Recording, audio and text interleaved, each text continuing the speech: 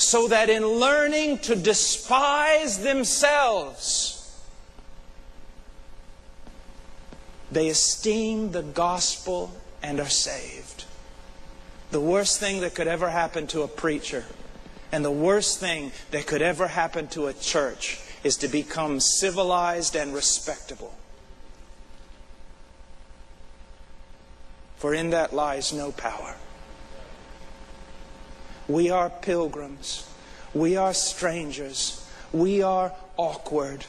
We are dislocated. We find no home here. No place where we properly fit, because we have a city whose builder and maker is God.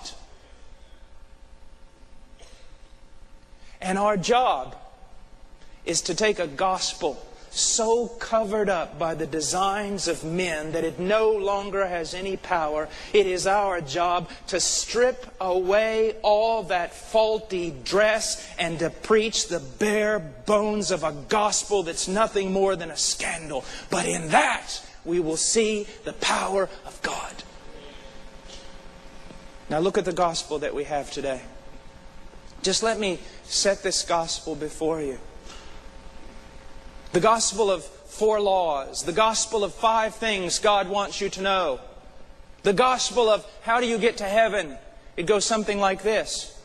Do you know you're a sinner?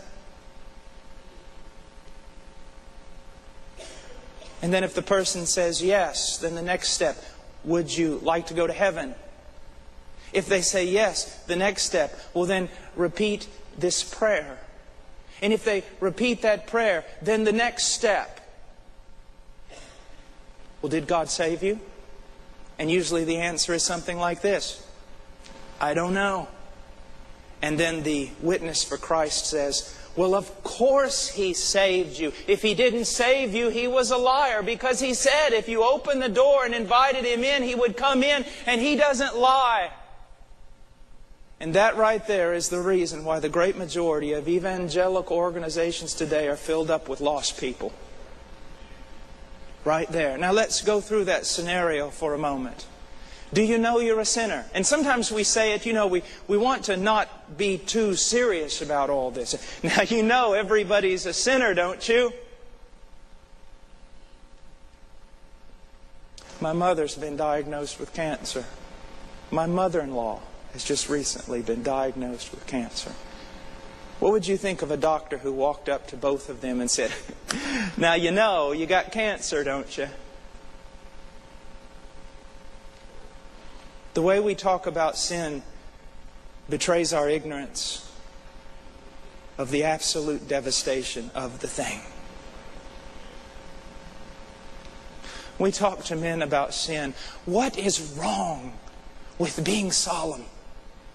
We live in such a trite age, and we all march in a Vanity Fair where everyone wants to wear bright colors and ignore the fact that everyone's marching off a cliff into eternal destruction. Societies as we know them, the West, is crumbling before us, and we still choose to be trite and frivolous and happy. The fact of the matter is, man is twisted and broken and dead. The fact of the matter is, a judgment is coming. The fact of the matter is, all that we can see will be melted as with fire. And so we look to men and say, now you know you're a sinner, don't you?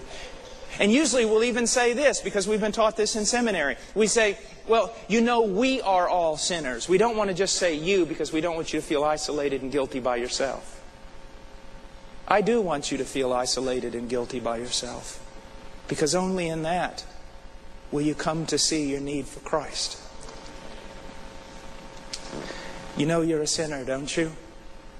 And if they say yes, we go on. Now let's go back.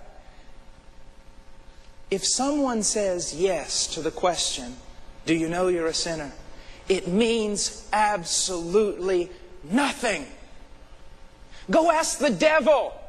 You know you're a sinner, don't you? He say, well, yes, as a matter of fact, I do, and I happen to be just about the best. The question is not, do you recognize you are a sinner? The question is this: since you have heard me preach the gospel, has God done such a work in your heart that the sin you once loved, you now hate? And the righteousness you once hated and ignored, you now desire? That's the question.